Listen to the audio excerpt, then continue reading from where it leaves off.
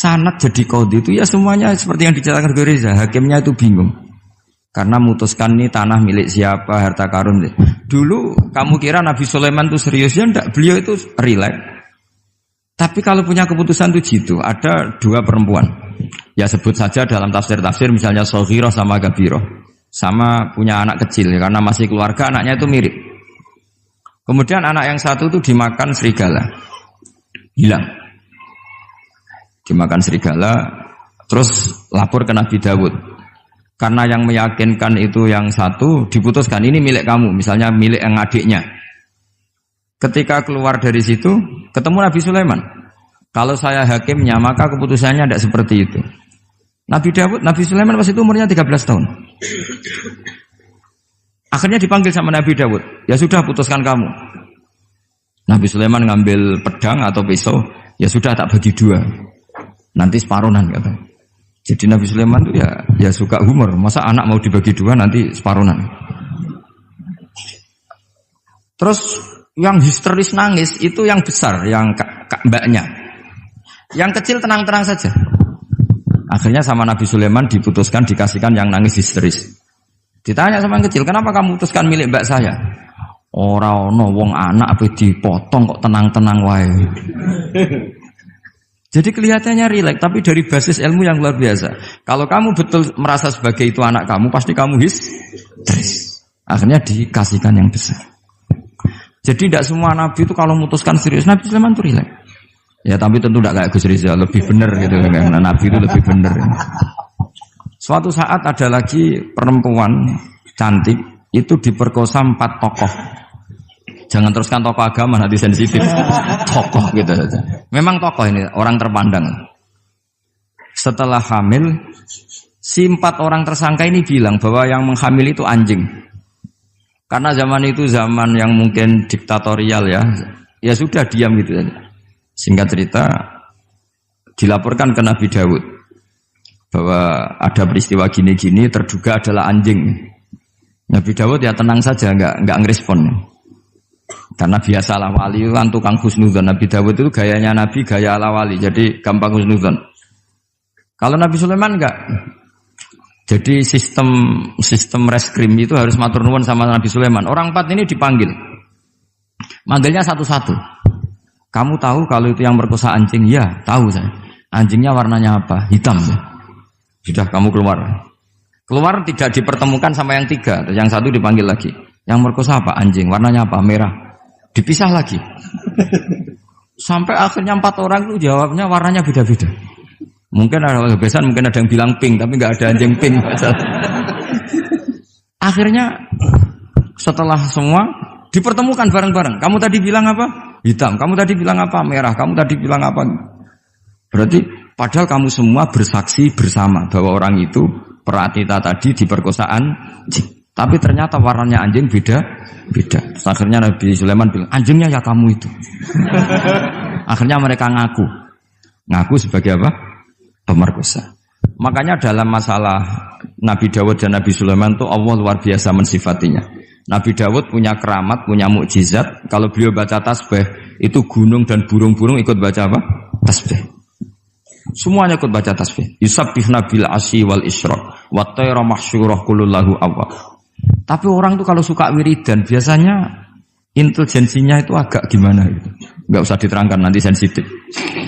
Akhirnya Allah ngakui, fafahamnaha Sulaiman wa kullan ataina hukmau wa ilmu. Jadi kalau masalah ilmu detail itu fafahamnaha Sulaiman. Kecerdasan untuk bikin keputusan itu masih cerdas Nabi Sulaiman. Tapi kalau wiridannya itu bagus Nabi Dawud. Jadi makanya orang ini nggak sempurna ya. Ada yang suka wiridan, ada. Makanya saat tadi itu kaget Gus Im bilang ketua pondoknya di Istighori Gus Riza itu saya tenane gitu. Maksudnya itu saking adabnya muji masnya apa gimana saya itu sampai sekarang nggak paham itu. Tapi yang jelas yang diangkat tadi jangan GR kalau itu hasil istikharah. Karena saya tidak bisa yakin itu. Ya tidak bisa memaksa husnudzon. Nanti kalau di ruang dalam mau tanya istikharah betul apa enggak. Tapi yang jelas tadi Nah, kita ini alhamdulillah guru-guru kita itu wiridane yo jalan dan alhamdulillah santri-santri itu kalau kiainya wiridan ya bubar separuh itu bagus. Saya bukan mengajarkan tapi itu bagus. Kata di jagungan sama Gus Iim, pantangannya ahlul ilmi adalah tidak boleh melakukan ijabu malam yajib, mewajibkan sesuatu yang tidak wajib. Saya itu mondok sarang tuh lama sekali. Itu Mbah Mun yang imami, itu yang bubar ya separuh lebih. Mbah Mun ya senyum-senyum saja. Ketika ada kiai tanya, "Mbah, kok boten jenengan boten wajib no wiridan?" Ora oleh ijabu malam yajib, mewajibkan sesuatu yang tidak wajib. Nah, santri-santri tahu kalau itu tidak wajib. Wah, hilang. Oh iya, pimpinannya. Jadi konstitusinya ahlul ilm itu beda. Takhrimu malam yakhrum itu ya kriminal, ijabu malam yajib juga kriminal. Bahkan di Habib Abdullah bin Husain bin Thohir itu dikategorikan dosa besar. Makanya pondok-pondok ilm itu enggak berani wajibkan santrinya wiridan karena takut ijabu malam yajib. Akhirnya keterusan, bersolat langsung ngopi, bualenin. Kadang rokok orang dipatahin, bersolat salam langsung. Eling rokok ya. Jadi kita ini sengawur-ngawur kita karena sebagai ahlul ilm itu masih benar. Ngawur saja benar, apalagi pas benar. Karena memang sanad ya, saya ulang lagi. Sanad ahlul ilmi itu beda, khas. Sehingga kadang orang-orang yang di luaran sana, jangan bilang kubu sebelah, pokoknya di luaran sana, nanti jadi sensitif. Saya itu pernah ditanya satu pertanyaan sangat ekstrim. Ini karena ada paman saya, nanti tak mintakan jawab. Itu sangat sensitif. Yaitu orang-orang kota pernah tanya saya, "Pak Bahak, kenapa ada hadis mangqala la ilaha illallah dakhalal jannah wa in zana wa in sarqa?" Itu kan ekstrim. Kok kayak Islam itu membolehkan zina? Karena yang pernah zina pun asal melafadzkan la ilaha illallah pasti dakhalal jannah. Saya kebetulan pas itu ya kok pas pinter Gus Riza. Jadi ya bisa jawab. Terus saya bilang gini, justru saya bilang hadis itu menunjukkan satu kaidah ilmiah yang luar biasa, yaitu kebenaran yang absolut itu tidak boleh terganggu oleh perilaku sosial. Misalnya saya ditanya 1 tambah 1, pasti tak jawab 2. Lonte ya jawab 2, maling ya jawab 2, koruptor ya jawab 2. Karena kebenaran absolut itu tidak boleh diganggu oleh status sosial. Sehingga orang yang pernah zina pun melafatkan 1 tambah 1 2 ya sah. Yang ketua wali juga sah, wali biasa ya sah, setengah wali juga sah. Karena kebenaran absolut adalah kebenaran yang siapapun pasti mengatakan demikian. Yang ketangkap KPK ya bilang 1 tambah 1 2, KPK-nya bilang 1 tambah 1. Nah, eksistensi bahwa Allah sebagai Tuhan itu eksistensi yang absolut. Sehingga harus sah meskipun dikatakan orang yang pernah zina. Akhirnya saking keramatnya Gus, terus nganggep pulau guru nih. Terus ngaji sama saya. Sampai sekarang. Nah, saya berharap produk-produk Al-Makhrusiyah itu sampai seperti itu. Jadi ada saat di mana kita maknani wa in zina ini bukan urusan melegalkan zina atau menganggap biasa zina, enggak. Tentu zina itu sangat buruk. Innahu kana fahisyah wa sa'a sabila, buruk sekali. Tapi ada konteks di mana absolutisme kebenaran itu tidak bersyarat apapun. Sehingga orang yang kafir puluhan tahun, mungkin ratusan tahun, ketika melafadzkan la ilaha illallah berarti sudah sah menjadi muslim.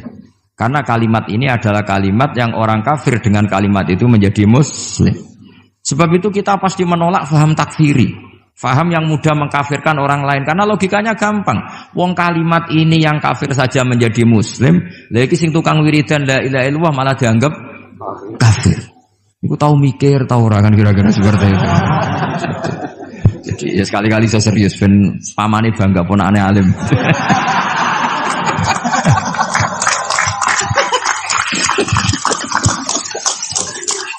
Jadi saya terpaksa ngetokno alim saya ben paman bangga gitu. Ponakanku ya alim pemeneh pamane.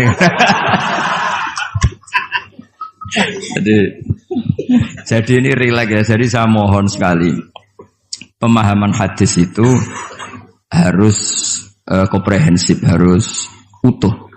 Sehingga zaman itu bukan sekedar kita. Abu Dzar itu sahabat yang khusyuk itu ya protes.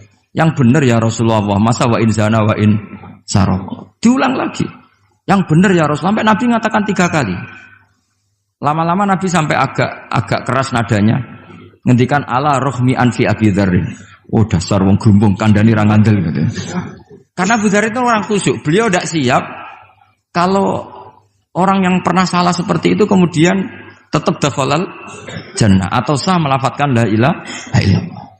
Tapi dengan penjelasan ilmiah yang saya utarakan tadi, itu memang ini bukan masalah pelegalan zina atau nganggap zina biasa enggak, tapi masalah absolutisme kebenaran itu akan diakui oleh siapapun dan pihak manapun dan akan sah dari siapapun. Sehingga orang yang kafaratula umrih, dia kafir tula umrih, 80 tahun dia kafir.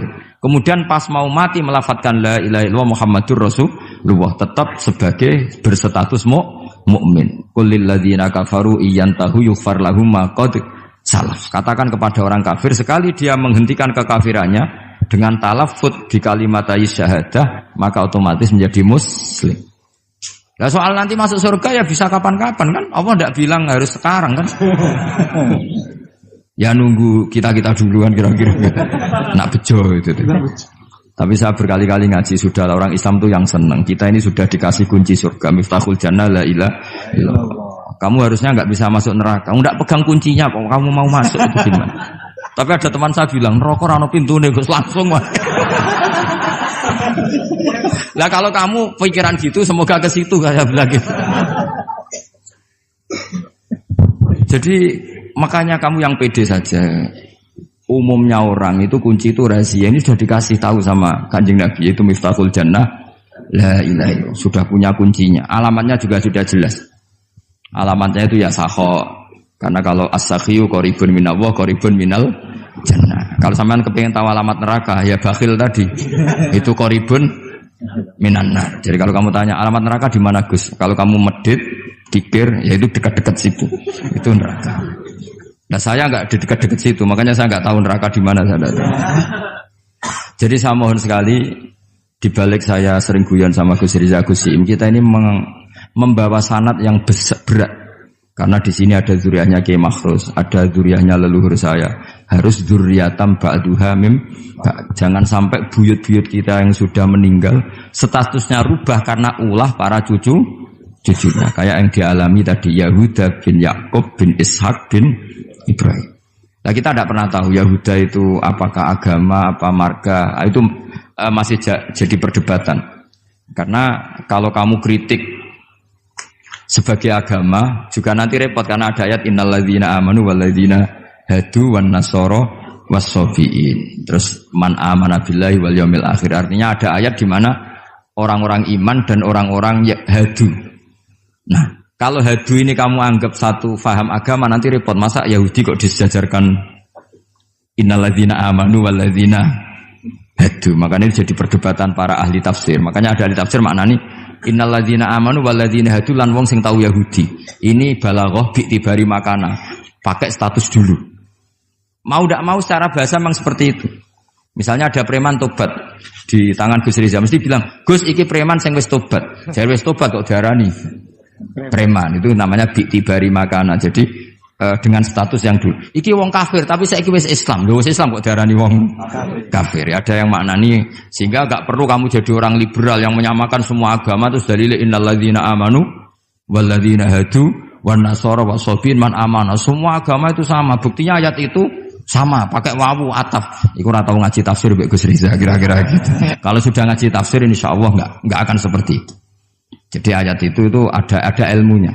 Dan alhamdulillah di pondok sini, di pondok Lirboyo juga diajarkan ilmu balaghah. Jadi kadang penamaan itu bukan sekarang tapi bi'tibari makana. Ngitung dulu. Paham ya? Kayak kita mengatakan ini kafir tapi sudah Islam. Itu paradok enggak? Wong sudah Islam kok dikatakan kafir. Iki dhisik santi goblok, saiki wis pinter. Goblok kok pinter.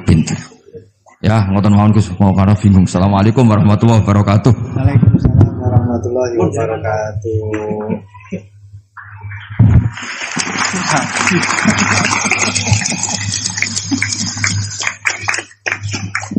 Matur suwun Dateng ponakan kawula ingkang kawula mulyakaken. Saya disuruh meneruskan oleh beliau. Saya nanti kalau meneruskan apa yang didawuhkan oleh beliau, khawatir terbukti apa yang beliau dawuhkan. Ketok ponakane pinter apa meneh pamane itu. Dan saya ikut kaidah beliau harus tawadhu. Jadi saya sebaiknya ya seperti tadi yang saya sampaikan, aku mundur alon-alon. Ada yang menarik dari beliau itu tadi terusan daripada ayat yang beliau sampaikan, walakin kana hanifan muslimau wa ma kana minal musyrikin. Ini yang kemudian menjadi jalan tengah antara perdebatan di antara apakah Ibrahim itu Yahudi ataupun Nasrani. Jawabannya adalah hanifan muslimau wa ma kana minal musyrikin. Ikut pada jalan yang lurus. Maka dari itu tadi pun juga beliau sudah memberikan arahan kepada kita, ikut pada jalan yang lurus, jalan yang telah diarahkan, yang telah diberikan oleh para sesepuh kita. Jadi sebenarnya ayat-ayat yang telah beliau sampaikan dan juga penafsirannya itu tadi sudah cukup. Kalian kalau mau mencari sesuatu, jawabannya itu ada di dalam Al-Quran semuanya. Dulu itu ada satu kisah yang disampaikan oleh Dr. Ali Toharoyan di dalam satu kitab tafsir Ayatul Ahkam yang beliau karang. Dr. Ali Toharoyan ini adalah salah satu guru besar di Al-Azhar. Beliau mengisahkan ada seorang yang fanatik sekali dengan Al-Quran. Itu memang sudah menjadi keharusan kita, fanatik terhadap Al-Quran. Tapi ini fanatiknya luar biasa. Seorang pembuat roti, beliau fanatiknya kepada Al-Quran ini luar biasa. Setiap kali ditanya oleh orang, apakah Al-Quran ini menerangkan tentang bagaimana caranya kita memasak? Ada jawabannya di dalam Al-Quran. Apakah di dalam Al-Quran itu ada caranya kita main sepak bola? Ada jawabannya, semua di dalam Al-Quran. Ma faratna fil kitabi min syai'. Fassalnahu tafsila. Semuanya sudah dijelaskan oleh Allah. Allah di dalam Al-Quran menjelaskan semuanya secara rinci malahan. Suatu ketika orang ini ditanya oleh salah satu tamunya, Anda yang fanatik terhadap Al-Quran? Iya, saya fanatik dan kita wajib fanatik terhadap Al-Quran. Sekarang saya ingin tahu jawabannya. Dari satu pertanyaan, apakah Al-Quran itu menjelaskan bagaimana caranya membuat roti? Anda kan sebagai pembuat roti, Anda sebagai tukang roti. Saya ingin ayatnya apa di dalam Al-Quran, bagaimana caranya membuat roti. Si tukang roti ini secara refleks langsung menjawab, ada. Ayatnya apa? Fas'alu ahla dzikri in kuntum la ta'lamun. Kalau tidak tahu, tanyalah kepada yang tahu. Jadi kalian kalau tidak tahu, tanyalah kepada Gus Baha. Itu yang wajib menjawab pun juga sebenarnya Gus Baha. Wal afu minkum. Assalamualaikum warahmatullahi wabarakatuh. Sanad jadi qadhi itu ya semuanya seperti yang diceritakan Gus Reza. Hakimnya itu bingung. Karena memutuskan ini tanah milik siapa, harta karun. Dulu kamu kira Nabi Sulaiman itu serius, ya enggak, beliau itu rileks. Tapi kalau punya keputusan itu jitu. Ada dua perempuan, ya sebut saja dalam tafsir-tafsir misalnya Soghirah sama Gabiroh, sama punya anak kecil ya, karena masih keluarga anaknya itu mirip. Kemudian anak yang satu itu dimakan serigala, hilang. Dimakan serigala, terus lapor ke Nabi Dawud. Karena yang meyakinkan itu yang satu, diputuskan ini milik kamu, misalnya milik yang adiknya. Ketika keluar dari situ, ketemu Nabi Sulaiman. Kalau saya hakimnya, maka keputusannya tidak seperti itu. Nabi Sulaiman pas itu umurnya 13 tahun. Akhirnya dipanggil sama Nabi Dawud. Ya sudah, putuskan kamu. Nabi Sulaiman ngambil pedang atau pisau, ya sudah tak bagi dua. Nanti separuhan katanya. Jadi Nabi Sulaiman itu ya suka humor. Masa anak mau dibagi dua nanti separuhan. Terus yang histeris nangis itu yang besar, yang mbaknya. Yang kecil tenang-tenang saja. Akhirnya sama Nabi Sulaiman diputuskan dikasihkan yang nangis histeris. Ditanya sama yang kecil, kenapa kamu putuskan milik mbak saya? Ora ono wong anak apa dipotong kok tenang-tenang wae.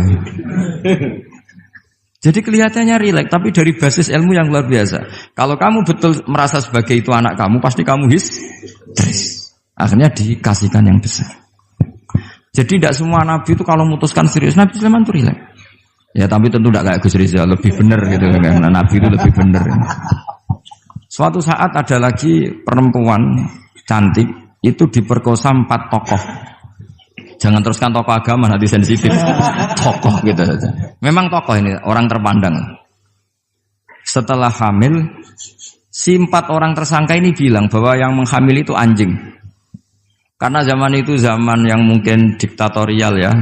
Ya sudah diam gitu saja. Singkat cerita dilaporkan ke Nabi Dawud bahwa ada peristiwa gini-gini terduga adalah anjing. Nabi Dawud ya tenang saja, enggak ngerespon. Karena biasa ala wali kan tukang husnudzon. Nabi Dawud itu gayanya Nabi, gaya ala wali. Jadi gampang husnudzon. Kalau Nabi Sulaiman enggak. Jadi sistem reskrim itu harus matur nuwun sama Nabi Sulaiman. Orang 4 ini dipanggil. Manggilnya satu-satu. Kamu tahu kalau itu yang merkosa anjing? Ya, tahu saya. Anjingnya warnanya apa? Hitam. Sudah, kamu keluar. Keluar tidak dipertemukan sama yang 3. Yang 1 dipanggil lagi. Yang merkosa apa? Anjing. Warnanya apa? Merah. Dipisah lagi. Sampai akhirnya 4 orang itu jawabnya warnanya beda-beda. Mungkin ada kebiasaan, mungkin ada yang bilang pink, tapi nggak ada anjing pink. Akhirnya setelah semua dipertemukan bareng-bareng. Kamu tadi bilang apa? Hitam. Kamu tadi bilang apa? Merah. Kamu tadi bilang apa? Berarti padahal kamu semua bersaksi bersama bahwa orang itu Pratita tadi diperkosaan anjing. Tapi ternyata warnanya anjing beda. Terus akhirnya Nabi Sulaiman bilang, anjingnya ya kamu itu. Akhirnya mereka ngaku sebagai apa? Pemerkosa. Makanya dalam masalah Nabi Dawud dan Nabi Sulaiman itu Allah luar biasa mensifatinya. Nabi Dawud punya keramat, punya mukjizat. Kalau beliau baca tasbih, itu gunung dan burung-burung ikut baca apa? Tasbih. Semuanya ikut baca tasbih. Yusabbihna bil asyi wal isyraq wa tayra mahsyurah kulullahu awwab. Tapi orang tuh kalau suka wiridan biasanya intelijensinya itu agak gimana gitu. Enggak usah diterangkan nanti sensitif. Akhirnya Allah ngakui, fafahamnaha Sulaiman wa kullan ataina hukmau wa ilmu. Jadi kalau masalah ilmu detail itu fafahamnaha Sulaiman. Kecerdasan untuk bikin keputusan itu masih cerdas Nabi Sulaiman. Tapi kalau wiridannya itu bagus Nabi Dawud. Jadi makanya orang ini nggak sempurna ya. Ada yang suka wiridan, ada. Makanya saat tadi itu kaget Gus Im bilang ketua pondoknya di Istighori Gus Riza itu saya tenane gitu. Maksudnya itu saking adabnya muji masnya apa gimana saya itu sampai sekarang nggak paham itu. Tapi yang jelas yang diangkat tadi jangan GR kalau itu hasil istikharah. Karena saya tidak bisa yakin itu. Ya tidak bisa memaksa husnudzon. Nanti kalau di ruang dalam mau tanya istikharah betul apa enggak. Tapi yang jelas tadi. Nah, kita ini alhamdulillah guru-guru kita itu wiridannya ya jalan. Dan alhamdulillah santri-santri itu kalau kiainya wiridan ya bubar separuh itu bagus.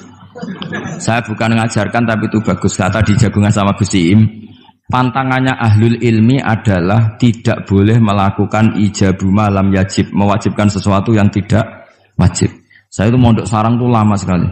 Itu Mbah Mun yang imami, itu yang bubar ya separuh lebih. Mbah Mun ya senyum-senyum saja. Ketika ada kiai tanya, "Mbah, kok boten jenengan wajib no wiridan?" Ora oleh ijabu malam yajib, mewajibkan sesuatu yang tidak wajib. Nah, santri-santri tahu kalau itu tidak wajib. Wah, hilang. Oh iya, pimpinannya. Jadi konstitusinya ahlul ilm itu beda. Takhrimu malam yakhrum itu ya kriminal, ijabu malam yajib juga kriminal. Bahkan di Habib Abdullah bin Husain bin Thohir itu dikategorikan dosa besar. Makanya pondok-pondok ilm itu enggak berani wajibkan santrinya wiridan karena takut ijabu malam yajib. Akhirnya keterusan, bersolat langsung ngopi, bualenin. Kadang rokok orang dipateni, bersolat salam langsung. Eling rokok ya. Jadi kita ini sengawur-ngawur kita karena sebagai ahlul ilm itu masih bener. Ngawur saja bener, apalagi pas bener. Karena memang sanad ya, saya ulang lagi. Sanad ahlul ilmi itu beda, khas.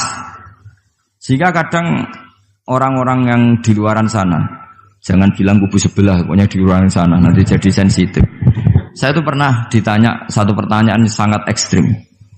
Ini karena ada paman saya, nanti tak mintakan jawab. Itu sangat sensitif. Yaitu orang-orang kota pernah tanya saya, Pak Bahak, kenapa ada hadis mangqala la ilaha illallah dakhalal jannah wa in zana wa in sarqa. Itu kan ekstrim. Kok kayak Islam itu membolehkan zina? Karena yang pernah zina pun asal melafadzkan la ilaha illallah pasti dakhalal jannah. Saya kebetulan pas itu ya kok pas pinter Gus Riza. Jadi ya bisa jawab. Terus saya bilang gini, justru saya bilang hadis itu menunjukkan satu kaidah ilmiah yang luar biasa, yaitu kebenaran yang absolut itu tidak boleh terganggu oleh perilaku sosial. Misalnya saya ditanya 1 tambah 1, pasti tak jawab 2. Lonte ya jawab 2, maling ya jawab 2, koruptor ya jawab 2. Karena kebenaran absolut itu tidak boleh diganggu oleh status sosial. Sehingga orang yang pernah zina pun melafatkan 1 tambah 1 2 ya sah. Yang ketua wali juga sah, wali biasa ya sah, setengah wali juga sah. Karena kebenaran absolut adalah kebenaran yang siapapun pasti mengatakan demikian. Yang ketangkap KPK ya bilang 1 tambah 1 2, KPK-nya bilang 1 tambah 1. Nah, eksistensi bahwa Allah sebagai Tuhan itu eksistensi yang absolut. Sehingga harus sah meskipun dikatakan orang yang pernah zina. Akhirnya saking keramatnya Gus, terus nganggep pulau guru nih. Terus ngaji sama saya. Sampai sekarang. Nah, saya berharap produk-produk Al-Makhrusiyah itu sampai seperti itu. Jadi ada saat di mana kita maknani wa in zina ini bukan urusan melegalkan zina atau menganggap biasa zina, enggak. Tentu zina itu sangat buruk. Innahu kana fahisyah wa sa'a sabila, buruk sekali. Tapi ada konteks di mana absolutisme kebenaran itu tidak bersyarat apapun. Sehingga orang yang kafir puluhan tahun, mungkin ratusan tahun, ketika melafadzkan la ilaha illallah berarti sudah sah menjadi muslim. Karena kalimat ini adalah kalimat yang orang kafir dengan kalimat itu menjadi muslim. Sebab itu kita pasti menolak faham takfiri, faham yang mudah mengkafirkan orang lain. Karena logikanya gampang. Wong kalimat ini yang kafir saja menjadi muslim, lagi sing tukang wiridan la ilaha illallah malah dianggap kafir. Iku tahu mikir, tahu ora kan kira-kira seperti itu. Jadi ya sekali-kali saya serius ben pamane bangga ponakane alim.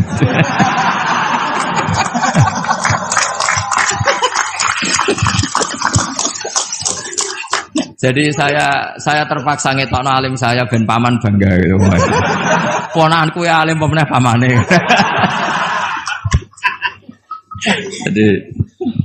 Jadi ini rileks ya. Jadi saya mohon sekali pemahaman hadis itu harus komprehensif, harus utuh. Sehingga zaman itu bukan sekedar kita. Abu Dzar itu sahabat yang khusyuk itu ya protes. Yang benar ya Rasulullah, masa wa in zana wa in saraq. Diulang lagi. Yang benar ya Rasulullah. Sampai Nabi mengatakan 3 kali. Lama-lama Nabi sampai agak keras nadanya. Ngendikan ala rohmi anfi Abi Dzarrin. Oh dasar wong grumbung kandhani ra ngandel gitu. Karena Abu Dzar itu orang khusyuk. Beliau tidak siap kalau orang yang pernah salah seperti itu kemudian tetap dakhalal jannah atau sah melafadzkan la ilaha illallah.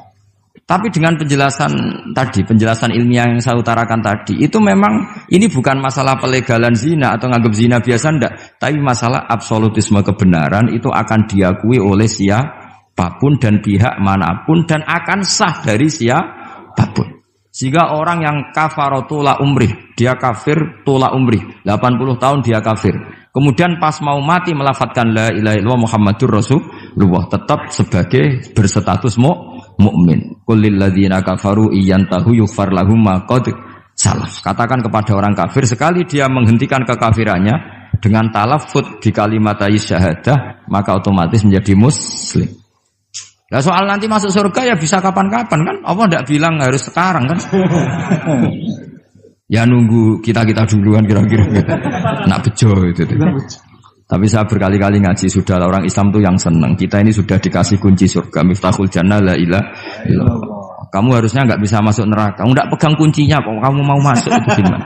Tapi ada teman saya bilang, neraka rano pintu nih, Gus langsung mah. Lah kalau kamu pikiran gitu, semoga ke situ saya bilang gitu. Jadi makanya kamu yang pede saja. Umumnya orang itu kunci itu rahasia. Ini sudah dikasih tahu sama Kanjeng Nabi, yaitu miftahul jannah la ilaha illallah. Sudah punya kuncinya. Alamatnya juga sudah jelas. Alamatnya itu ya sakho. Karena kalau as-sakhiyu qaribun minallah, qaribun minal jannah. Kalau sampean kepengin tahu alamat neraka, ya bakhil tadi. Itu qaribun minan nar. Jadi kalau kamu tanya alamat neraka di mana Gus? Kalau kamu medit, kikir, ya itu dekat-dekat situ. Itu neraka. Nah saya nggak di dekat-dekat situ, makanya saya nggak tahu neraka di mana saya tahu. Jadi saya mohon sekali, dibalik saya sering guyon sama Gus Riza Gusim, kita ini membawa sanad yang berat, karena di sini ada zuriatnya Kiai Makhrus, ada zuriatnya leluhur saya, harus zuriatam ba'duha mim. Jangan sampai buyut-buyut kita yang sudah meninggal statusnya rubah karena ulah para cucunya, kayak yang dialami tadi Yahuda bin Yakub bin Ishak bin Ibrahim. Nah kita tidak pernah tahu Yahuda itu apakah agama, apa marga, itu masih jadi perdebatan. Karena kalau kamu kritik sebagai agama juga nanti repot karena ada ayat innalladzina amanu walladzina hadu wan nasara was-sabiin. Terus man amana billahi wal yaumil akhir. Artinya ada ayat di mana orang-orang iman dan orang-orang hadu. Nah, kalau hadu ini kamu anggap satu faham agama nanti repot. Masa Yahudi kok disejajarkan innalladzina amanu walladzina hadu. Makanya ini jadi perdebatan para ahli tafsir. Makanya ada ahli tafsir maknanya innalladzina amanu walladzina hadu lan wong sing tahu Yahudi. Ini balaghah bi'tibari makana. Pakai status dulu. Mau tidak mau secara bahasa memang seperti itu. Misalnya ada preman tobat di tangan Gus Riza mesti bilang, "Gus iki preman sing wis tobat." Jare wis tobat kok diarani preman, itu namanya bi'tibari makana. Jadi dengan status yang dulu. Iki wong kafir tapi saiki wis Islam. Lho wis Islam kok diarani wong kafir. Ya, ada yang maknani sehingga enggak perlu kamu jadi orang liberal yang menyamakan semua agama terus dalil innalladzina amanu walladzina hadu wan nasara wasabiin man amana. Semua agama itu sama. Buktinya ayat itu sama, pakai wawu ataf. Iku ora tau ngaji tafsir Mbak Gus Riza kira-kira gitu. Kalau sudah ngaji tafsir insyaallah enggak akan seperti itu. Jadi ayat itu ada ilmunya.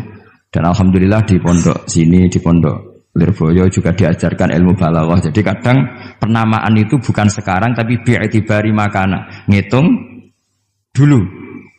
Paham ya? Kayak kita mengatakan ini kafir tapi sudah Islam. Itu paradok enggak? Wong sudah Islam kok dikatakan kafir. Iki dhisik santi goblok, saiki wis pinter. Goblok kok pinter. Ya, ngoten mawon Gus, mau karena bingung. Assalamualaikum warahmatullahi wabarakatuh. Waalaikumsalam warahmatullahi wabarakatuh.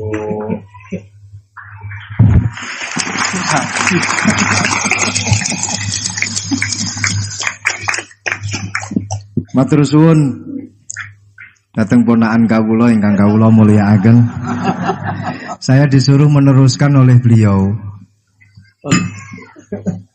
Saya nanti kalau meneruskan apa yang didawuhkan oleh beliau, khawatir terbukti apa yang beliau dawuhkan. Ketok ponakane pinter apa meneh pamane itu. Dan saya ikut kaidah beliau harus tawadhu. Jadi saya sebaiknya ya seperti tadi yang saya sampaikan, aku mundur alon-alon. Ada yang menarik dari beliau itu tadi terusan daripada ayat yang beliau sampaikan, walakin kana hanifan muslimau wa ma kana minal musyrikin. Ini yang kemudian menjadi jalan tengah antara perdebatan di antara apakah Ibrahim itu Yahudi ataupun Nasrani. Jawabannya adalah hanifan muslimau wa ma kana minal musyrikin. Ikut pada jalan yang lurus. Maka dari itu tadi pun juga beliau sudah memberikan arahan kepada kita, ikut pada jalan yang lurus, jalan yang telah diarahkan, yang telah diberikan oleh para sesepuh kita. Jadi sebenarnya ayat-ayat yang telah beliau sampaikan dan juga penafsirannya itu tadi sudah cukup. Kalian kalau mau mencari sesuatu, jawabannya itu ada di dalam Al-Quran semuanya. Dulu itu ada satu kisah yang disampaikan oleh Dr. Ali Toharoyan di dalam satu kitab tafsir Ayatul Ahkam yang beliau karang. Dr. Ali Toharoyan ini adalah salah satu guru besar di Al-Azhar. Beliau mengisahkan ada seorang yang fanatik sekali dengan Al-Quran. Itu memang sudah menjadi keharusan kita, fanatik terhadap Al-Quran. Tapi ini fanatiknya luar biasa. Seorang pembuat roti, beliau fanatiknya kepada Al-Quran ini luar biasa. Setiap kali ditanya oleh orang, apakah Al-Quran ini menerangkan tentang bagaimana caranya kita memasak? Ada jawabannya di dalam Al-Quran. Apakah di dalam Al-Quran itu ada caranya kita main sepak bola? Ada jawabannya, semua di dalam Al-Quran. Ma faratna fil kitabi min syai'. Fassalnahu tafsila. Semuanya sudah dijelaskan oleh Allah.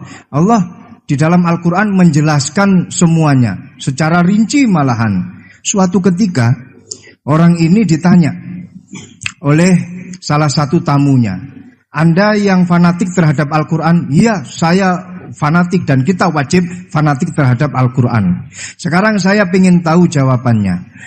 Dari satu pertanyaan, apakah Al-Quran itu menjelaskan bagaimana caranya membuat roti? Anda kan sebagai pembuat roti, Anda sebagai tukang roti. Saya ingin ayatnya apa di dalam Al-Quran, bagaimana caranya membuat roti. Si tukang roti ini secara refleks langsung menjawab, ada. Ayatnya apa? Fas'alu ahla dzikri in kuntum la ta'lamun. Kalau tidak tahu, tanyalah kepada yang tahu. Jadi kalian kalau tidak tahu, tanyalah kepada Gus Baha. Itu yang wajib menjawab pun juga sebenarnya Gus Baha. Wal afu minkum. Assalamualaikum warahmatullahi wabarakatuh. Sanad jadi qadhi itu ya semuanya seperti yang diceritakan Reza. Hakimnya itu bingung. Karena memutuskan ini tanah milik siapa, harta karun. Dulu kamu kira Nabi Sulaiman itu serius, ya enggak, beliau itu rileks. Tapi kalau punya keputusan itu gitu, ada dua perempuan. Ya sebut saja dalam tafsir-tafsir misalnya Soghirah sama Gabiroh. Sama punya anak kecil, ya, karena masih keluarga anaknya itu mirip. Kemudian anak yang satu itu dimakan serigala. Hilang. Dimakan serigala, terus lapor ke Nabi Dawud. Karena yang meyakinkan itu yang satu, diputuskan ini milik kamu, misalnya milik yang adiknya. Ketika keluar dari situ, ketemu Nabi Sulaiman. Kalau saya hakimnya, maka keputusannya tidak seperti itu. Nabi Sulaiman pas itu umurnya 13 tahun. Akhirnya dipanggil sama Nabi Dawud. Ya sudah, putuskan kamu. Nabi Sulaiman ngambil pedang atau pisau. Ya sudah, tak bagi dua. Nanti separuhan katanya. Jadi Nabi Sulaiman itu ya suka humor. Masa anak mau dibagi dua nanti separuhan. Terus yang histeris nangis itu yang besar, yang mbaknya. Yang kecil tenang-tenang saja. Akhirnya sama Nabi Sulaiman diputuskan dikasihkan yang nangis histeris. Ditanya sama yang kecil, kenapa kamu putuskan milik mbak saya? Ora ono wong anak apa dipotong kok tenang-tenang wae. Jadi kelihatannya rileks, tapi dari basis ilmu yang luar biasa. Kalau kamu betul merasa sebagai itu anak kamu, pasti kamu histeris. Akhirnya dikasihkan yang besar. Jadi tidak semua nabi itu kalau memutuskan serius. Nabi Sulaiman itu rileks.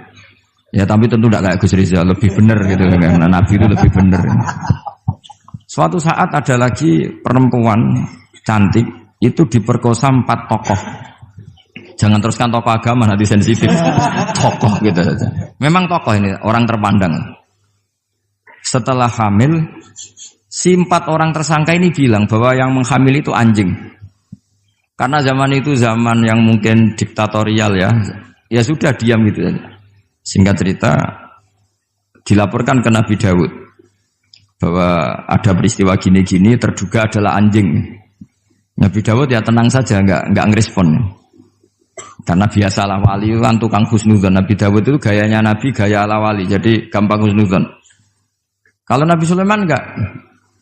Jadi sistem reskrim itu harus matur nuwun sama Nabi Sulaiman. Orang 4 ini dipanggil. Manggilnya satu-satu. Kamu tahu kalau itu yang merkosa anjing? Ya, tahu saya. Anjingnya warnanya apa? Hitam ya. Sudah kamu keluar. Keluar tidak dipertemukan sama yang 3. Yang 1 dipanggil lagi. Yang merkosa apa? Anjing. Warnanya apa? Merah. Dipisah lagi. Sampai akhirnya 4 orang itu jawabnya warnanya beda-beda. Mungkin ada kebiasaan, mungkin ada yang bilang pink, tapi nggak ada anjing pink. Akhirnya setelah semua dipertemukan bareng-bareng. Kamu tadi bilang apa? Hitam. Kamu tadi bilang apa? Merah. Kamu tadi bilang apa? Berarti padahal kamu semua bersaksi bersama bahwa orang itu Pratita tadi diperkosaan anjing. Tapi ternyata warnanya anjing beda. Terus akhirnya Nabi Sulaiman bilang, anjingnya ya kamu itu. Akhirnya mereka ngaku sebagai apa? Pemerkosa. Makanya dalam masalah Nabi Dawud dan Nabi Sulaiman itu Allah luar biasa mensifatinya. Nabi Dawud punya keramat, punya mukjizat. Kalau beliau baca tasbih, itu gunung dan burung-burung ikut baca apa? Tasbih. Semuanya ikut baca tasbih. Yusabbihna bil asyi wal isyraq wa tayra mahsyurah kulullahu awwab. Tapi orang tuh kalau suka wiridan biasanya intelijensinya itu agak gimana gitu. Enggak usah diterangkan nanti sensitif. Akhirnya Allah ngakui, fafahamnaha Sulaiman wa kullan ataina hukmau wa ilmu. Jadi kalau masalah ilmu detail itu fafahamnaha Sulaiman. Kecerdasan untuk bikin keputusan itu masih cerdas Nabi Sulaiman. Tapi kalau wiridannya itu bagus Nabi Dawud. Jadi makanya orang ini nggak sempurna ya. Ada yang suka wiridan, ada. Makanya saat tadi itu kaget Gus Im bilang ketua pondoknya di Istighori Gus Riza itu saya tenane gitu. Maksudnya itu saking adabnya muji masnya apa gimana saya itu sampai sekarang nggak paham itu. Tapi yang jelas yang diangkat tadi jangan GR kalau itu hasil istikharah. Karena saya tidak bisa yakin itu. Ya tidak bisa memaksa husnudzon. Nanti kalau di ruang dalam mau tanya istikharah betul apa enggak. Tapi yang jelas tadi. Nah, kita ini alhamdulillah guru-guru kita itu wiridannya ya jalan. Dan alhamdulillah santri-santri kalau kiainya wiridan ya bubar separuh itu bagus. Saya bukan mengajarkan tapi itu bagus. Kata di jagungan sama Gus Iim, pantangannya ahlul ilmi adalah tidak boleh melakukan ijabu malam yajib, mewajibkan sesuatu yang tidak wajib. Saya itu mondok sarang tuh lama sekali. Itu Mbah Mun yang imami, itu yang bubar ya separuh lebih. Mbah Mun ya senyum-senyum saja. Ketika ada kiai tanya, Mbah kok boten jenengan boten wajib no wiridan? Ora oleh ijabu malam yajib, mewajibkan sesuatu yang tidak wajib. Nah, santri-santri tahu kalau itu tidak wajib. Wah, hilang. Oh iya, pimpinannya. Jadi konstitusinya ahlul ilm itu beda. Takhrimu malam yakhrum itu ya kriminal, ijabu malam yajib juga kriminal. Bahkan di Habib Abdullah bin Husain bin Thohir itu dikategorikan dosa besar. Makanya pondok-pondok ilm itu enggak berani wajibkan santrinya wiridan karena takut ijabu malam yajib. Akhirnya keterusan, bersolat langsung ngopi, bualenin. Kadang rokoknya orang dipatahin, bersolat salam langsung. Eling rokoknya. Jadi kita ini sengawur-ngawur kita karena sebagai ahlul ilm itu masih benar. Ngawur saja benar, apalagi pas benar. Karena memang sanad ya, saya ulang lagi. Sanad ahlul ilmi itu beda, khas. Sehingga kadang orang-orang yang di luaran sana, jangan bilang kubu sebelah, pokoknya di luaran sana, nanti jadi sensitif. Saya itu pernah ditanya satu pertanyaan sangat ekstrim. Ini karena ada paman saya nanti tak mintakan jawab. Itu sangat sensitif. Yaitu orang-orang kota pernah tanya saya, Pak Bahak, kenapa ada hadis mangqala la ilaha illallah dakhalal jannah wa in zana wa in sarqa. Itu kan ekstrim. Kok kayak Islam itu membolehkan zina? Karena yang pernah zina pun asal melafadzkan la ilaha illallah pasti dakhalal jannah. Saya kebetulan pas itu ya kok pas pinter Gus Riza. Jadi ya bisa jawab. Terus saya bilang gini, justru saya bilang Hadis itu menunjukkan satu kaidah ilmiah yang luar biasa, yaitu kebenaran yang absolut itu tidak boleh terganggu oleh perilaku sosial. Misalnya saya ditanya 1 tambah 1, pasti tak jawab 2. Lonte ya jawab 2, maling ya jawab 2, koruptor ya jawab 2. Karena kebenaran absolut itu tidak boleh diganggu oleh status sosial. Sehingga orang yang pernah zina pun melafatkan 1 tambah 1 2 ya sah. Yang ketua wali juga sah, wali biasa ya sah, setengah wali juga sah. Karena kebenaran absolut adalah kebenaran yang siapapun pasti mengatakan demikian. Yang ketangkap KPK ya bilang 1 tambah 1 2, KPK-nya bilang 1 tambah 1.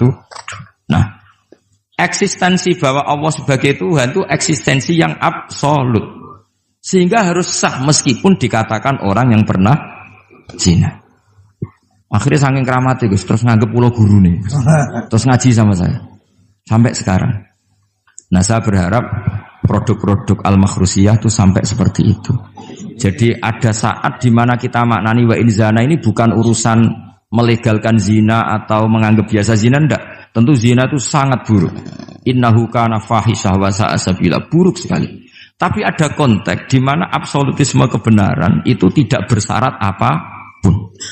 Sehingga orang yang kafir puluhan tahun, mungkin ratusan tahun, ketika melafadzkan la ilaha illallah berarti sudah sah menjadi muslim.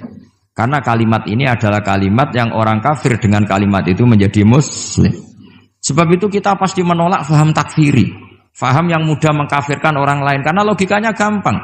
Wong kalimat ini yang kafir saja menjadi muslim. Lagi sing tukang wiridan la ilaha illallah malah dianggap kafir. Iku tahu mikir, tahu orang kan kira-kira seperti itu. Jadi ya sekali-kali saya serius. Ben pamane bangga ponakane alim.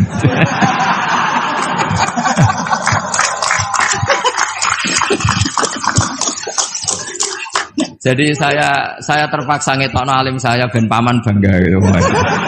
Ponakanku ya alim pemeneh pamane. Jadi ini rileks ya. Jadi saya mohon sekali pemahaman hadis itu harus komprehensif, harus utuh. Sehingga zaman itu bukan sekedar kita. Abu Dzar itu sahabat yang khusyuk itu ya protes. Yang benar ya Rasulullah, masa wa in zana wa in saroko. Diulang lagi. Yang benar ya Rasulullah. Sampai Nabi mengatakan 3 kali.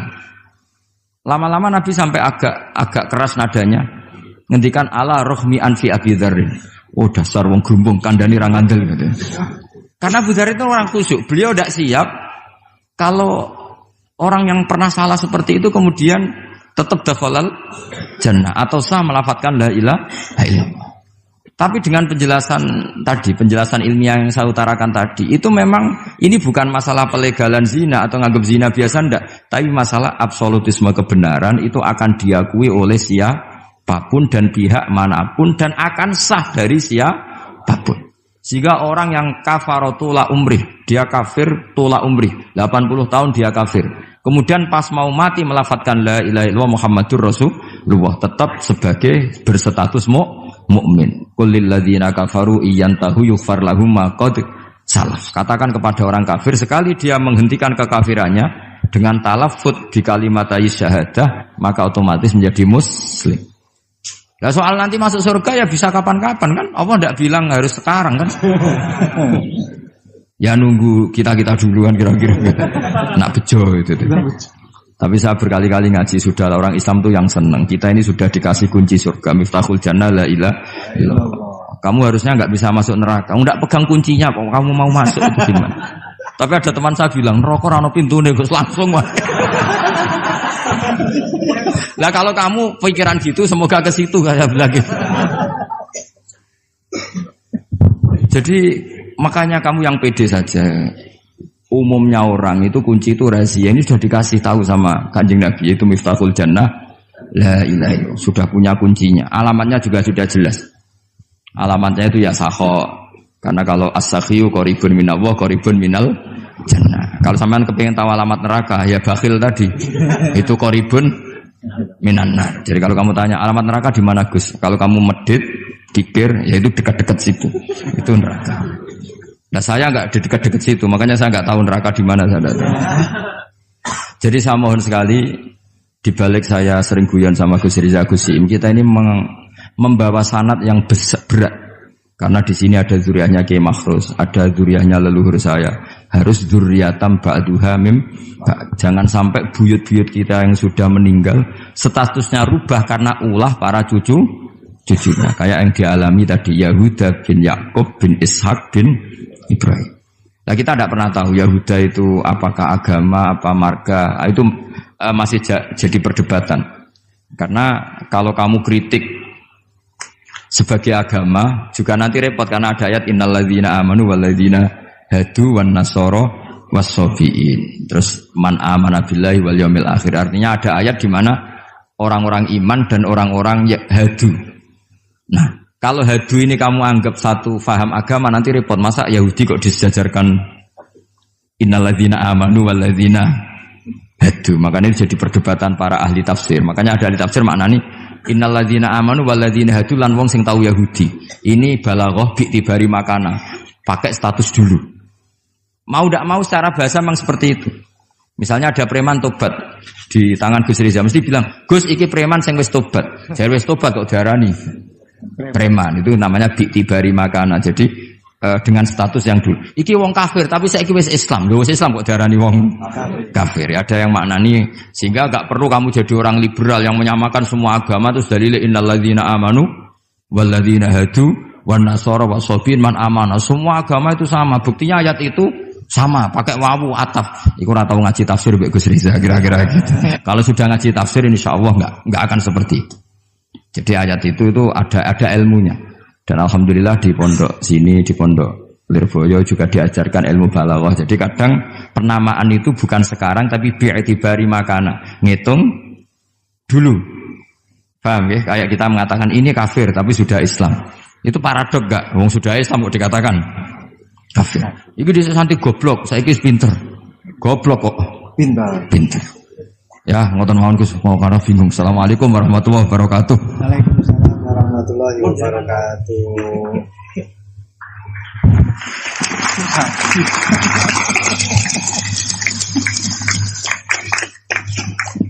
Matur suwun dateng ponakan kawula ingkang kawula mulyakaken. Saya disuruh meneruskan oleh beliau. Saya nanti kalau meneruskan apa yang didawuhkan oleh beliau, khawatir terbukti apa yang beliau dawuhkan. Ketok ponakane pinter apa meneh pamane itu. Dan saya ikut kaidah beliau harus tawadhu.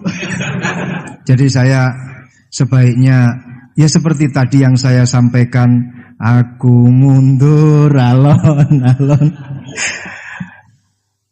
Ada yang menarik dari beliau itu tadi terusan daripada ayat yang beliau sampaikan, walakin kana hanifan muslimau wa ma kana minal musyrikin. Ini yang kemudian menjadi jalan tengah antara perdebatan di antara apakah Ibrahim itu Yahudi ataupun Nasrani. Jawabannya adalah hanifan muslimau wa ma kana minal musyrikin. Ikut pada jalan yang lurus. Maka dari itu tadi pun juga beliau sudah memberikan arahan kepada kita, ikut pada jalan yang lurus, jalan yang telah diarahkan, yang telah diberikan oleh para sesepuh kita. Jadi sebenarnya ayat-ayat yang telah beliau sampaikan dan juga penafsirannya itu tadi sudah cukup. Kalian kalau mau mencari sesuatu, jawabannya itu ada di dalam Al-Quran semuanya. Dulu itu ada satu kisah yang disampaikan oleh Dr. Ali Toharoyan. Di dalam satu kitab tafsir Ayatul Ahkam yang beliau karang, Dr. Ali Toharoyan ini adalah salah satu guru besar di Al-Azhar. Beliau mengisahkan ada seorang yang fanatik sekali dengan Al-Quran. Itu memang sudah menjadi keharusan kita, fanatik terhadap Al-Quran. Tapi ini fanatiknya luar biasa. Seorang pembuat roti, beliau fanatiknya kepada Al-Quran ini luar biasa. Setiap kali ditanya oleh orang, Apakah Al-Quran ini menerangkan tentang bagaimana caranya kita memasak? Ada jawabannya di dalam Al-Quran. Apakah di dalam Al-Quran itu ada caranya kita main sepak bola? Ada jawabannya, semua di dalam Al-Quran. Ma faratna fil kitabi min syai' fassalnahu tafsila. Semuanya sudah dijelaskan oleh Allah. Allah di dalam Al-Quran menjelaskan semuanya secara rinci malahan. Suatu ketika orang ini ditanya oleh salah satu tamunya, Anda yang fanatik terhadap Al-Quran? Iya, saya fanatik dan kita wajib fanatik terhadap Al-Quran. Sekarang saya ingin tahu jawabannya. Dari satu pertanyaan, apakah Al-Quran itu menjelaskan bagaimana caranya membuat roti? Anda kan sebagai pembuat roti, Anda sebagai tukang roti. Saya ingin ayatnya apa di dalam Al-Quran, bagaimana caranya membuat roti. Si tukang roti ini secara refleks langsung menjawab, ada. Ayatnya apa? Fas'alu ahla dzikri in kuntum la ta'lamun. Kalau tidak tahu, tanyalah kepada yang tahu. Jadi kalian kalau tidak tahu, tanyalah kepada Gus Baha. Itu yang wajib menjawab pun juga sebenarnya Gus Baha. Wal afu minkum. Assalamualaikum warahmatullahi wabarakatuh. Sanad jadi qadhi itu ya semuanya seperti yang diceritakan Reza. Hakimnya itu bingung. Karena memutuskan ini tanah milik siapa, harta karun. Dulu kamu kira Nabi Sulaiman itu serius, ya enggak, beliau itu rileks. Tapi kalau punya keputusan itu gitu, ada dua perempuan. Ya sebut saja dalam tafsir-tafsir misalnya Soghirah sama Gabiroh. Sama punya anak kecil, karena masih keluarga anaknya itu mirip. Kemudian anak yang satu itu dimakan serigala. Hilang. Dimakan serigala, terus lapor ke Nabi Dawud. Karena yang meyakinkan itu yang satu, diputuskan ini milik kamu, misalnya milik yang adiknya. Ketika keluar dari situ, ketemu Nabi Sulaiman. Kalau saya hakimnya, maka keputusannya tidak seperti itu. Nabi Sulaiman pas itu umurnya 13 tahun. Akhirnya dipanggil sama Nabi Dawud. Ya sudah, putuskan kamu. Nabi Sulaiman ngambil pedang atau pisau. Ya sudah, tak bagi dua. Nanti separuhan kata. Jadi Nabi Sulaiman itu ya suka humor. Masa anak mau dibagi dua nanti separuhan. Terus yang histeris nangis itu yang besar, yang mbaknya. Yang kecil tenang-tenang saja. Akhirnya sama Nabi Sulaiman diputuskan dikasihkan yang nangis histeris. Ditanya sama yang kecil, kenapa kamu putuskan milik mbak saya? Ora ono wong anak apa dipotong kok tenang-tenang wae. Jadi kelihatannya rileks, tapi dari basis ilmu yang luar biasa. Kalau kamu betul merasa sebagai itu anak kamu, pasti kamu histeris. Akhirnya dikasihkan yang besar. Jadi tidak semua nabi itu kalau memutuskan serius. Nabi Sulaiman itu rileks. Ya tapi tentu tidak kayak Gus Rizal, lebih benar gitu kan. Nabi itu lebih benar. Suatu saat ada lagi perempuan cantik itu diperkosa 4 tokoh. Jangan teruskan tokoh agama, nanti sensitif. Tokoh gitu saja. Memang tokoh ini orang terpandang. Setelah hamil, si 4 orang tersangka ini bilang bahwa yang menghamil itu anjing. Karena zaman itu zaman yang mungkin diktatorial ya. Ya sudah diam gitu saja. Singkat cerita, dilaporkan ke Nabi Dawud bahwa ada peristiwa gini-gini, terduga adalah anjing. Nabi Dawud ya tenang saja, enggak ngerespon. Karena biasalah wali itu kan tukang husnudzon. Nabi Dawud itu gayanya Nabi, gaya ala wali, jadi gampang husnudzon. Kalau Nabi Sulaiman enggak. Jadi sistem reskrim itu harus matur nuwun sama Nabi Sulaiman. Orang 4 ini dipanggil. Manggilnya satu-satu. Kamu tahu kalau itu yang merkosa anjing? Ya, tahu saya. Anjingnya warnanya apa? Hitam. Sudah, kamu keluar. Keluar tidak dipertemukan sama yang 3. Yang 1 dipanggil lagi. Yang merkosa apa? Anjing. Warnanya apa? Merah. Dipisah lagi. Sampai akhirnya 4 orang itu jawabnya warnanya beda-beda. Mungkin ada kebiasaan, mungkin ada yang bilang pink, tapi nggak ada anjing pink. Akhirnya setelah semua dipertemukan bareng-bareng. Kamu tadi bilang apa? Hitam. Kamu tadi bilang apa? Merah. Kamu tadi bilang apa? Berarti padahal kamu semua bersaksi bersama bahwa orang itu Pratita tadi diperkosaan anjing. Tapi ternyata warnanya anjing beda. Terus akhirnya Nabi Sulaiman bilang, anjingnya ya kamu itu. Akhirnya mereka ngaku sebagai apa? Pemerkosa. Makanya dalam masalah Nabi Dawud dan Nabi Sulaiman itu Allah luar biasa mensifatinya. Nabi Dawud punya keramat, punya mukjizat. Kalau beliau baca tasbih, itu gunung dan burung-burung ikut baca apa? Tasbih. Semuanya ikut baca tasbih. Yusabbihna bil asyi wal isyraq wa tayra mahsyurah kulullahu awwab. Tapi orang tuh kalau suka wiridan biasanya intelijensinya itu agak gimana gitu. Enggak usah diterangkan nanti sensitif. Akhirnya Allah ngakui, fafahamnaha Sulaiman wa kullan ataina hukmau wa ilmu. Jadi kalau masalah ilmu detail itu fafahamnaha Sulaiman. Kecerdasan untuk bikin keputusan itu masih cerdas Nabi Sulaiman. Tapi kalau wiridannya itu bagus Nabi Dawud. Jadi makanya orang ini nggak sempurna ya. Ada yang suka wiridan, ada. Makanya saat tadi itu kaget Gus Im bilang ketua pondoknya di Istighori Gus Riza itu saya tenane gitu. Maksudnya itu saking adabnya muji masnya apa gimana saya itu sampai sekarang nggak paham itu. Tapi yang jelas yang diangkat tadi jangan GR kalau itu hasil istikharah. Karena saya tidak bisa yakin itu.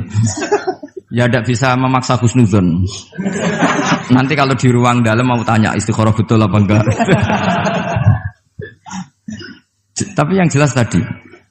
Nah kita ini alhamdulillah guru-guru kita itu wiridannya ya jalan. Dan alhamdulillah santri-santri kalau kiainya wiridan ya bubar separuh itu bagus. Saya bukan mengajarkan tapi itu bagus. Kata di jagungan sama Gus Iim. Pantangannya ahlul ilmi adalah tidak boleh melakukan ijabu malam yajib, mewajibkan sesuatu yang tidak wajib. Saya itu mondok sarang tuh lama sekali. Itu Mbah Mun yang imami, itu yang bubar ya separuh lebih. Mbah Mun ya senyum-senyum saja. Ketika ada kiai tanya, "Mbah kok boten jenengan boten wajib no wiridan?" Ora oleh ijabu malam yajib, mewajibkan sesuatu yang tidak wajib. Nah, santri-santri tahu kalau itu tidak wajib. Wah, hilang. Oh iya, pimpinannya. Jadi konstitusinya ahlul ilm itu beda. Tahrimu malam yakhrum itu ya kriminal, ijabu malam yajib juga kriminal. Bahkan di Habib Abdullah bin Husain bin Thohir itu dikategorikan dosa besar. Makanya pondok-pondok ilm itu enggak berani wajibkan santrinya wiridan karena takut ijabu malam yajib. Akhirnya keterusan, bersolat langsung ngopi, bualenin. Kadang rokok orang dipatahin, bersolat salam langsung. Eling rokok ya. Jadi kita ini sengawur-ngawur kita karena sebagai ahlul ilm itu masih benar. Ngawur saja benar, apalagi pas benar.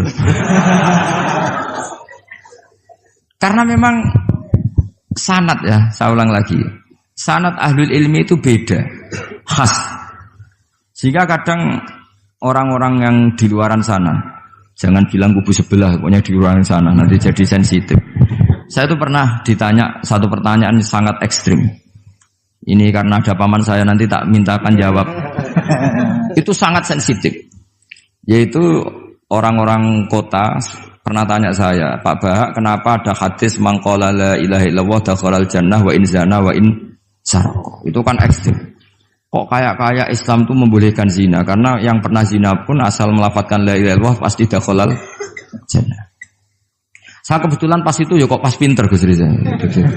Jadi ya bisa jawab.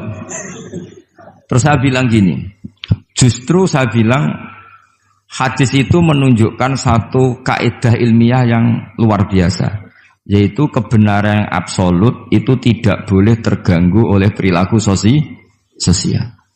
Misalnya saya ditanya 1 tambah 1, pasti tak jawab 2. Lonte ya jawab 2, maling ya jawab 2, koruptor ya jawab 2. Karena kebenaran absolut itu tidak boleh diganggu oleh status sosial. Sehingga orang yang pernah zina pun melafadzkan 1 tambah 1 2 ya sah. Yang ketua wali juga sah, wali biasa ya sah, setengah wali juga sah. Karena kebenaran absolut adalah kebenaran yang siapapun pasti mengatakan demikian.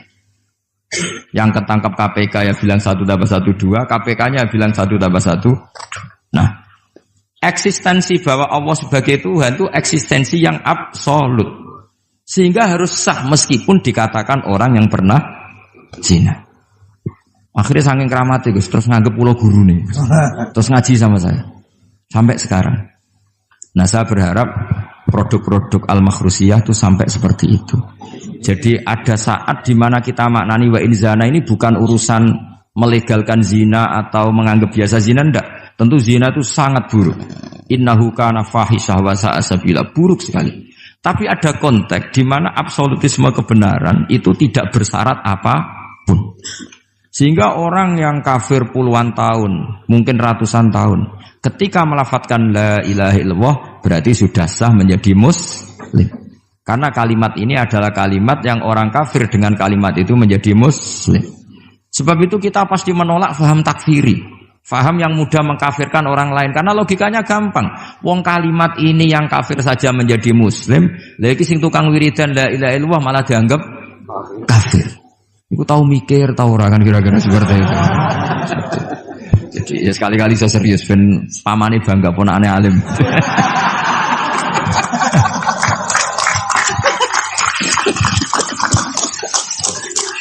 Jadi saya terpaksa ngetokno alim saya ben paman bangga gitu. Ponakanku ya alim pemeneh pamane. Jadi ini rileks ya. Jadi saya mohon sekali pemahaman hadis itu harus komprehensif, harus utuh. Sehingga zaman itu bukan sekedar kita. Abu Dzar itu sahabat yang khusyuk itu ya protes. Yang benar ya Rasulullah, masa wa in zana wa in sarok. Diulang lagi. Yang benar ya Rasulullah. Sampai Nabi mengatakan 3 kali. Lama-lama Nabi sampai agak keras nadanya. Ngendikan ala rohmi anfi Abi Dzarrin. Oh dasar wong grumbung kandhani ra ngandel gitu. Karena Abu Dzar itu orang khusyuk. Beliau tidak siap kalau orang yang pernah salah seperti itu kemudian tetap dakhalal jannah atau sah melafadzkan la ilaha illallah. Tapi dengan penjelasan ilmiah yang saya utarakan tadi, itu memang ini bukan masalah pelegalan zina atau nganggap zina biasa, enggak. Tapi masalah absolutisme kebenaran itu akan diakui oleh siapapun dan pihak manapun dan akan sah dari siapapun. Sehingga orang yang kafar tula umrih, dia kafir tula umrih, 80 tahun dia kafir. Kemudian pas mau mati melafadzkan la ilaha illallah Muhammadur Rasulullah, tetap sebagai berstatus mukmin. Qul lil ladzina kafaru iyantahu yughfar lahum ma qad salaf. Katakan kepada orang kafir sekali dia menghentikan kekafirannya dengan talaffuz di kalimat syahadah, maka otomatis menjadi muslim. Nah soal nanti masuk surga ya bisa kapan-kapan kan? Allah tidak bilang harus sekarang kan?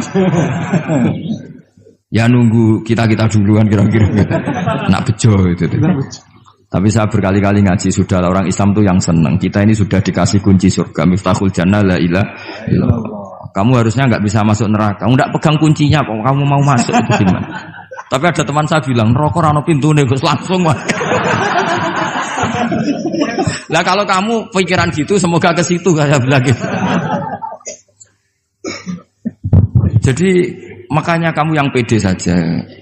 Umumnya orang itu kunci itu rahasia. Ini sudah dikasih tahu sama Kanjeng Nabi, yaitu miftahul jannah la ilaha illallah. Sudah punya kuncinya. Alamatnya juga sudah jelas. Alamatnya itu ya sakho. Karena kalau as-sakhiyu qaribun minallah, qaribun minal jannah. Kalau sampean kepengin tahu alamat neraka, ya bakhil tadi. Itu qaribun minannar. Jadi kalau kamu tanya alamat neraka di mana Gus? Kalau kamu medit, pikir, ya itu dekat-dekat situ. Itu neraka. Nah saya nggak di dekat-dekat situ, makanya saya nggak tahu neraka di mana. Jadi saya mohon sekali, dibalik saya sering guyon sama Gus Riza Gus Siim, kita ini membawa sanad yang berat. Karena di sini ada zuriatnya Kiai Makhrus, ada zuriatnya leluhur saya. Harus zuriatam ba'duha mim. Jangan sampai buyut-buyut kita yang sudah meninggal statusnya rubah karena ulah para cucunya. Kayak yang dialami tadi Yahuda bin Yakub bin Ishak bin Ibrahim. Nah kita tidak pernah tahu Yahuda itu apakah agama, apa marga. Itu masih jadi perdebatan. Karena kalau kamu kritik sebagai agama juga nanti repot karena ada ayat innalladzina amanu walladzina hadu wan nasara wassabiin. Terus man amana billahi wal yaumil akhir. Artinya ada ayat di mana orang-orang iman dan orang-orang hadu. Nah, kalau hadu ini kamu anggap satu faham agama nanti repot. Masa Yahudi kok disejajarkan innalladzina amanu walladzina hadu. Makanya ini jadi perdebatan para ahli tafsir. Makanya ada ahli tafsir maknanya Innalladzina amanu walladzina hadu lan wong sing tau Yahudi. Ini balaghah bi tibari makana. Pakai status dulu. Mau tidak mau secara bahasa memang seperti itu. Misalnya ada preman tobat di tangan Gus Riza, mesti bilang, Gus iki preman sing wis tobat. Jare wis tobat kok diarani preman. Itu namanya bi tibari makana. Jadi dengan status yang dulu. Iki wong kafir tapi saiki wis Islam. Lho wis Islam kok diarani wong kafir. Ada yang maknani sehingga enggak perlu kamu jadi orang liberal yang menyamakan semua agama terus dalile innalladzina amanu walladzina hadu wan nasara wasabin man amana. Semua agama itu sama. Buktinya ayat itu sama, pakai wawu ataf. Iku ora tau ngaji tafsir Mbak Gus Riza kira-kira gitu. Kalau sudah ngaji tafsir insyaallah enggak akan seperti itu. Jadi ayat itu ada ilmunya. Dan alhamdulillah di pondok sini, di pondok Lirboyo juga diajarkan ilmu balaghah. Jadi kadang penamaan itu bukan sekarang tapi bi'tibari makana. Ngitung dulu. Paham ya? Kayak kita mengatakan ini kafir tapi sudah Islam. Itu paradok enggak? Wong sudah Islam kok dikatakan kafir. Iku dhisik santi goblok, saiki wis pinter. Goblok kok pinter. Ya, ngoten mawon Gus, mau karo bingung. Assalamualaikum warahmatullahi wabarakatuh. Waalaikumsalam warahmatullahi wabarakatuh.